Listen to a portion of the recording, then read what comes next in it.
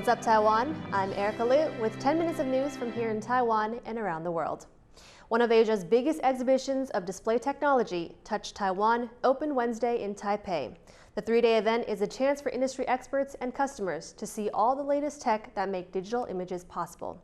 Joyce Zeng reports from Nangang Exhibition Center.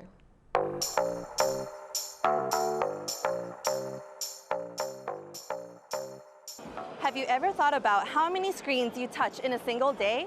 They've truly become a vital part of modern life. And with cutting-edge tech, they've become bigger, brighter, and more immersive. That's what's on display here today at Touch Taiwan, one of Asia's biggest exhibitions of display technology.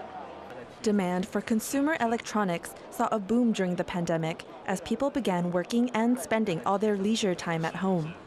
Industry innovators are constantly finding ways to boost the quality and responsiveness of screens for different uses. Whether you're watching TV, reading a comic, riding a bike, or appreciating art, these screens have been tailor-made to enhance that specific experience. You can wear them, see through them, and even take them on the go. The biggest star of this year's show is micro-LED technology, which is redefining the aesthetic of smart living. The most common type of TV on the market is liquid crystal displays, or LCDs. These screens are powered by a backlight. Light flows through several layers of film and filters to create the pictures you see. But with micro-LEDs, the tiny pixels themselves emit light, allowing for screens to become slimmer with more brilliant images. This means that screens as we know them could soon become a thing of the past. With micro-LEDs, even a piece of glass could turn into a display, like in this car. Just a short walk around the Expo, you can see just how many different ways display tech can be used. It's clear that innovators in this industry are pushing the limits of what screens can do. Andy Xue and Joyce Zhen in Taipei for Taiwan Plus. This week on Taiwan Plus News, we've been bringing you on a journey through Taiwan's mountainous interior. Today, we bring you part 3 of our series, Where's the Nantou County Chief Taking Us? Andrew Ryan takes in the sights and smells of the nation's largest natural lake. Now, if stars and mountains aren't your thing, you can go for the sun and moon instead. Of course, I'm talking about the iconic Sun Moon Lake. Nantou may be Taiwan's only landlocked county, but believe it or not, it's also home to one of the most iconic water scenes in the country, Sun Moon Lake. 日月潭呢，这个我们的环台的这个自行车道呢，是曾经被 CNN 票选过全世界最美的自行车的车道，这个是非常难得的。With Taiwan facing a drought of historic proportions, I was worried that there wouldn't be enough water in the lake to enjoy the view. But the county chief gave me something else to look forward to. 如果像这个季节来的时候，如果在梅雨季还没有来，他就会看到我们的九只蛙哈。那这个九只蛙能不能看得到，就要碰运气了。So will we be able to see all 9 frogs? There's only one way to find out. The 30-kilometer trip around the lake takes about 3 hours. There are plenty of things to see along the way: a massive Taoist temple, a sprawling visitor center that looks like 2 arms embracing the earth, a picturesque pagoda, and an indigenous village of the Thao people.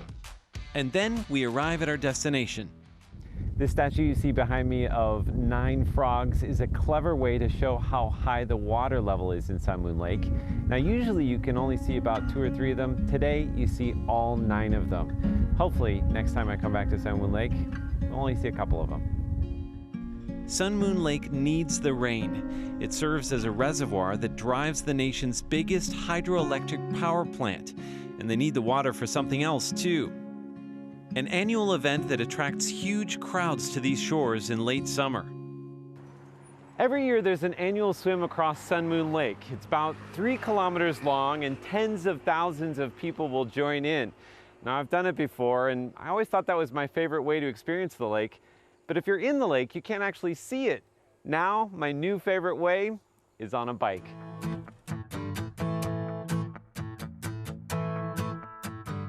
Another way to experience the lake? Set up camp on the shore and enjoy some Taiwanese barbecue.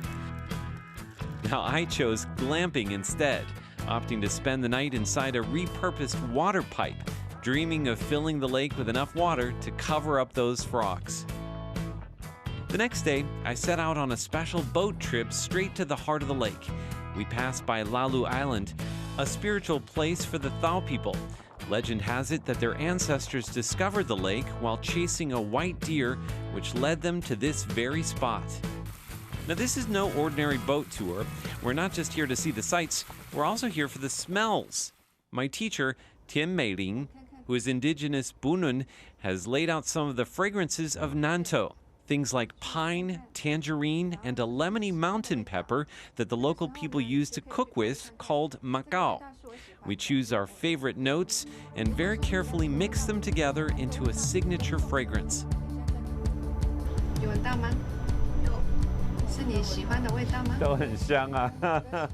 And the hard part? She wants me to come up with a name. There are a lot of different scents in here, I say. Scents from the mountains like cypress, and scents from indigenous villages like Macao. They all come together to create the scent of Nantou. And the name I chose? 回到原点, back to the beginning. Just like this excursion to the center of Taiwan and to the place where the Thao people first set up encampment on the banks of this magnificent lake. Klein Wong, Kama Xu, Peachy Zhuang, and Andrew Ryan for Taiwan Plus. Coming up in part 4 of our trip to Nantou, an excursion to learn about green plums leads to a close encounter with bats in a wine cellar. Plus, we'll find out why for the people of Nantou, tea is more than just a drink. Stay tuned to Taiwan Plus all this week for our 5-part journey to Nantou County in the series, Where's the County Chief Taking Us? In recent years, Taiwan has launched a number of programs to address the stigma around menstruation. The latest move comes from National Taiwan University, which is working to enhance education about periods. Erika Liu has this story. Every month, 1.8 billion people across the world menstruate. But in many countries, periods are still considered shameful and secretive. The stigma can prevent people from seeking medical attention, and it's used to justify exclusion from health research. For centuries and centuries, it's just something that women have, not talked about, that proper society doesn't talk about. We keep it to ourselves. And what's actually started to emerge is that menstruation and menstrual health can cause real live issues, harm for women in this country, all around the world. In Taiwan, there have been moves to change the stigmatization around periods. This includes improving education and addressing the costs involved. National Taiwan University in Taipei has taken this a step further, offering classes about menstruation. 当我们可以开始开口谈月经，甚至开始去接受月经的这个更广泛的教育的时候，其实那是我们一个社会进步的象征。This is the latest push by Taiwan to address period poverty and stigma. Following the lead of several other countries in Asia, Taiwan started offering up to 3 days of leave per year for menstrual symptoms. The country also launched an initiative to provide menstrual products to anyone in need at Taipei's busiest MRT stations. All you have to do is ask. Rick E. and Erika Liu for Taiwan Plus. Taiwan won multiple awards at a U.S. TV and film competition. Taiwanese documentary lifestyle and short film entries nabbed 1 gold, 2 bronze, and 4 finalist prizes at the New York Festival's TV and Film Awards. The public television services I've Attempted Suicide, But I Want to Live won the Gold Award in the educational category. Taiwan Plus won bronze for the biography The Pursuit of a Cinematic Dream, Cai Mingliang. Meanwhile, The Happy Fisherman and Road to Legacy series won finalist prizes. Thank you for watching What's Up Taiwan. Remember to download the Taiwan Plus app for more stories from Taiwan and around the world. Finally today, we leave you with images of popular tourist spots in Taiwan's southern city of Kaohsiung. I'm Erika Liu. Take care and see you next time.